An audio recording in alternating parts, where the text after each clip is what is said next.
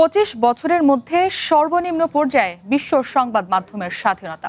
Reporters without border RSF সতর্ক করে বলেছে, বিশ্বজুড়ে সাংবাদিকতা ক্রমেই অপরাধ হিসেবে বিবেচিত হচ্ছে, যা সাংবাদিকদের উপর বাড়তে থাকা দমন পীড়নের সুস্পষ্ট ইঙ্গিত।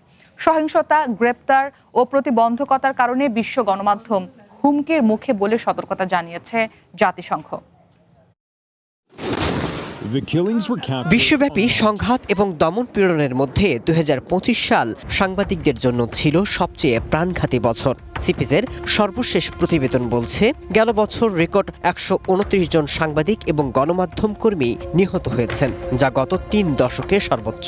শুধু হত্যা নয়, গত বছর কারাদণ্ড দেওয়া হয়েছে 533 জন সাংবাদিককে, যার বড় অংশ এশিয়া প্রশান্ত মহাসাগরীয় অঞ্চলের।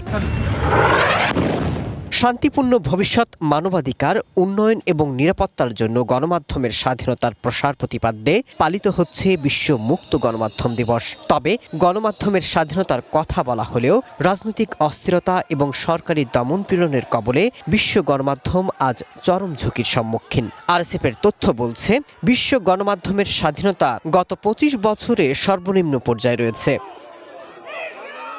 প্রতি বছর 180টি দেশের সাংবাদিক এবং গণমাধ্যমের স্বাধীনতার মাত্রা তুলে ধরে ওয়ার্ল্ড ফ্রিডম ইন্ডেক্স। সংবাদপত্রের স্বাধীনতা সূচকের ইতিহাসে প্রথমবারের মতো অর্ধেকেরও বেশি দেশ অত্যন্ত উদ্বেগজনক পর্যায়ে যুক্ত হয়েছে। প্রতিবেদনে বলা হচ্ছে, সংবাদ মাধ্যমের স্বাধীনতা কমার অন্যতম কারণ যুদ্ধ এবং তথ্য প্রাপ্তিতে বিধিনিষেধ আরোপ।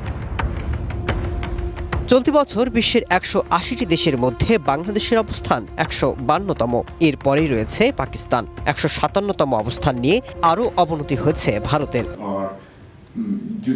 জাতিসংঘ এবং মানবাধিকার সংস্থাগুলো সতর্ক করে বলছে, বিশ্বজুড়ে সাংবাদিকদের বিরুদ্ধে ক্রমবর্ধমান সহিংসতা, গ্রেপ্তার, দমনপীড়ন সংবাদপত্রের স্বাধীনতা এবং তথ্যে জনগণের প্রবেশাধিকারে হুমকির মুখে ফেলেছে। সাংবাদিকদের কণ্ঠরোধ, আটক, সেই সাথে ভয়ভীতি প্রদর্শন নিয়েও উদ্বেগ জানিয়েছে জাতিসংঘ। Masud Rana, one international desk.